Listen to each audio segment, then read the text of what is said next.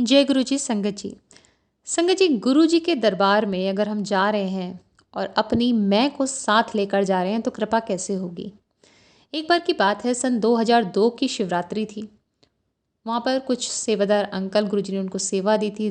देर रात तक वो वहाँ सेवा कर रहे थे। अचानक से वहाँ पर कोई आते हैं शख्स, वो बोलते हैं मुझे गुरुजी से मिलना है। रात काफ़ी हो चुकी थी। गुरुजी ने मना करा था कि अगर कोई भी आता है मुझसे मिलने मत देना, बोलना कल शिवरात्रि का फंक्शन है, कल ही मिलेंगे। तो वो मना कर देते हैं कि नहीं, गुरुजी ने मना करा है, मैं भी आपको मिलने नहीं दे सकता। अब वो बोलते हैं कि तुम्हें पता नहीं है मैं यहाँ पर कौन हूँ, मैं एसपी हूँ यहाँ का, और तुम्हारा मैं ये कर दूंगा वो कर दूंगा, तुम सोच भी नहीं सकते हो, तुम जाके बोलो गुरुजी से मुझे मिलना है। वो कहते हैं कि जी आप कोई भी हो, मैं आपको नहीं मिलने दे सकता, गुरुजी ने मना करा है। ऑलरेडी गुरुजी को पता था कि ऐसा होने वाला है, कोई आएगा, तभी उन्होंने ये इंस्ट्रक्शन भी दी थी अंकल को। तो अंकल समहाउ नहीं मिलने देते हैं और वो बड़बड़ाता हुआ बहुत बुरा बुरा अंकल को बोलकर चला जाता है। तुरंत गुरुजी अंकल के पास आते हैं, बोलते हैं कि कौन आया था। तो बताते हैं कि ऐसे ऐसे कोई आया था, बोल रहा था कि मैं एसपी हूँ यहाँ का, ये हूँ वो हूँ, मैं ये कर दूंगा, बहुत उल्टा सीधा बोल कर गया है। तो गुरुजी कहते हैं कि यही तो प्रॉब्लम है, यहाँ पर कोई आता है और अपनी मैं छोड़ कर नहीं आता है, अपनी मैं साथ लेकर आता हूँ।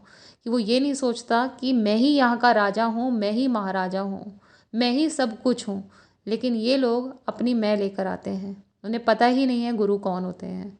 तो संगत जी, आज की डेट में भी अगर काफ़ी सत्संग जब मुझे सुनने को मिलते हैं, दुख होता है जब संगत खड़ी होती है और वहाँ पर सिर्फ मैं ही मैं चल रहा होता है, जिसमें वो अपनी प्रोफेशनल सक्सेस बताते हैं।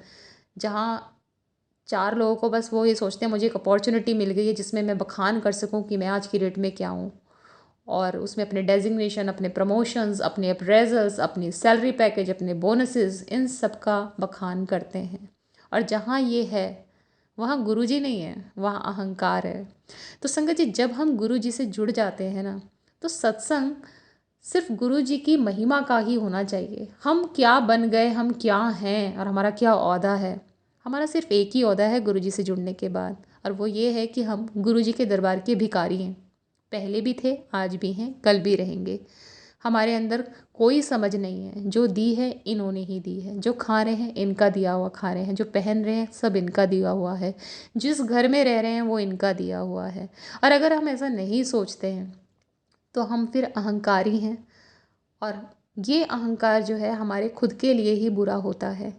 गुरु जी से जुड़ने के बाद सिर्फ संगत की एक पहचान होती है, और वो ये कि मैं गुरु जी की संगत हूँ, बस।